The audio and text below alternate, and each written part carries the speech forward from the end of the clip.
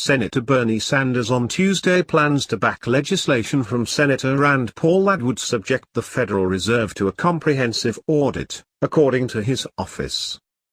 The vote will put Sanders in rare agreement with a rival presidential candidate in the Republican Party.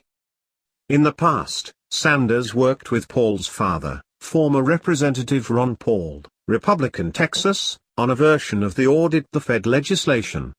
Senator Paul is carrying the torch for that bill, adopting it as a focal point of his presidential run.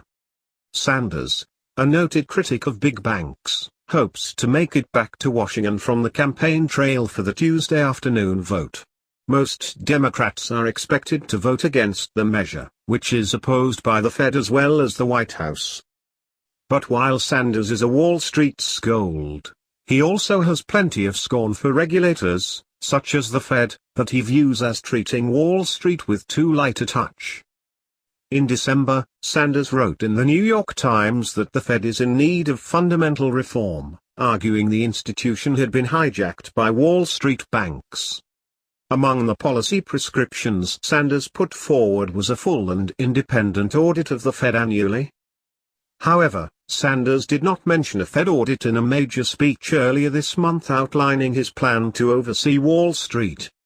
Paul's bill would subject all the Fed's operations to external review by the Government Accountability Office.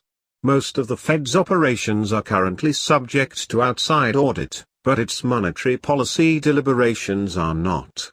Fed officials have resisted efforts to open those decisions up to review, arguing it could subject the Fed to undue political pressure from lawmakers that do not like its decisions.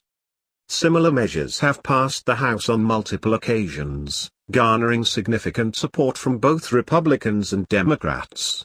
But when Democrats previously controlled the Senate, they did not bring up a similar bill for a vote.